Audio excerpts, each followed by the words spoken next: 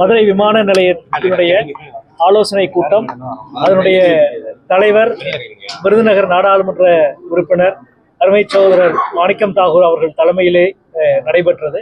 இந்த கூட்டத்தில் மதுரை மாவட்ட ஆட்சியர் அவர்களும் மதுரை மாநகர காவல்துறையினுடைய ஆணையர் அவர்களும் மற்றும் உறுப்பினர்கள் அனைவரும் கலந்து கொண்டு 2.5 மணி நேரத்துக்கு மேல் நடைபெற்றது.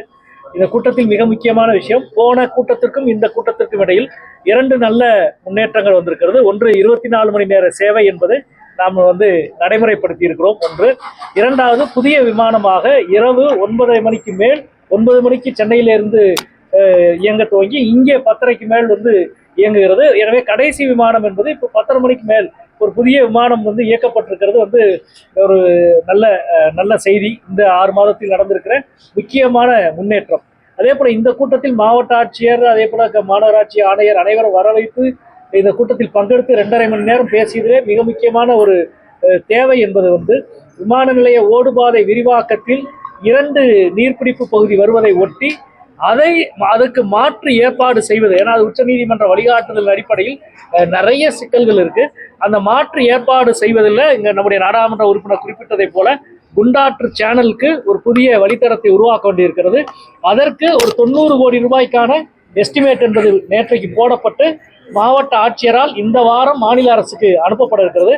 நாங்கள் மாண்புமிகு தமிழக முதல்வர் அவர்களையும் தமிழகத்தினுடைய நீர்ப்பாசன அமைச்சர் அவர்களுக்கும் கேட்டுக்கொள்கிறோம். இந்த நிதியாண்டில், குறிப்பாக இந்த பட்ஜெட்டில் இந்த 90 கோடி ரூபாய் என்பதை ஒதுக்கினால் மட்டும்தான் மதுரை விமான நிலைய ஓடுபாதை விரிவாக்க பணியை வேகப்படுத்த முடியும். எனவே மாநில அரசினிடம் இந்த கோரிக்கையை வைப்பதென்று நாங்கள் முடிவு செய்திருக்கிறோம். தலைவர் அவர்களும் நாங்களும் இந்த வாரத்தில் மாநிலத்தினுடைய சம்பந்தப்பட்ட அமைச்சர்களை பார்க்க வேண்டும் என்று முடிவெடுத்துக்கிறோம். எனவே மாநில அரசு மதுரை விமான நிலைய விரிவாக்கத்திற்கு கூடுதலான கவனம் செலுத்தி இந்த நிதியை உடனடியாக ஒதுக்கீடு செய்ய வேண்டும் என்பதை வலியுறுத்துகிறோம்.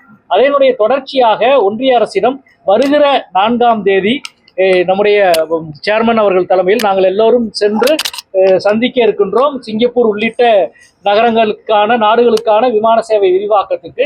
அதே போல அவர் கேட்டதை போல பாஷா ஒப்பந்தம், சர்வதேசிய ஒப்பந்தத்தில் கையெழுத்திடுவது சம்பந்தமாக தொடர்ந்து கடந்த நாடாளுமன்ற கூட்டத்தொடரை ஒட்டி தென் மாவட்டத்தினுடைய 8 நாடாளுமன்ற உறுப்பினர்கள் நேரடியாக அமைச்சரோடு 2 மணி நேரம் பேசியிருக்கிறோம். சமீபத்திலே சேர்மன் அவர்களும் பார்த்திருக்கிறாங்க, நானும் பார்த்திருக்கிறேன். அதனுடைய ஒரு நல்ல செய்தியாக அடுத்த ஒரு 6 மாத காலத்துக்குள் பாஷா ஒப்பந்தத்தில் கையெழுத்திடுவதற்கான வாய்ப்பு இருக்கிறது என்று அமைச்சர் சொல்லியிருக்கிறார்.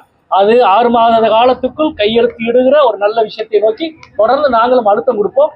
அப்படி நிகழ்கிற பொழுது அது அடுத்த கட்ட வளர்ச்சிக்கு நமக்கு பேருதவியாக இருக்கும் என்பதை தெரிவித்துக் கொள்கிறேன்.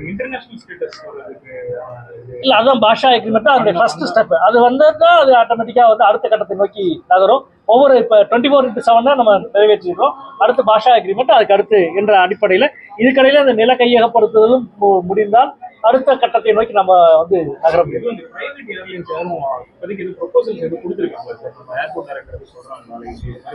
இல்ல, சேர்மனும் கேட்டாங்க, மற்ற உறுப்பினர்களும் கேட்டாங்க. இண்டிகோ ப்ரொபோசல்ஸ் போயிருக்கு. அவங்களுக்குலாம் ஃபிளைட் ஷார்டேஜ் இருக்கு. அவங்க விமானத்தை வாங்க வேண்டியிருக்கு. அவங்களுக்கு தெரியும் ஏர் இந்தியாவுடைய பழைய விமானங்களே எந்த கண்டிஷன்ல இருக்குன்னு சொல்லி. தேவை என்பது மதுரையில் உண்மையிலே நல்ல தேவை இருக்கு, மார்க்கெட் இருக்கு, டிமாண்ட் இருக்கு. இந்த தேவையை பூர்த்தி செய்வதற்கான மற்ற சூழலும் பொருந்தி வரணும்.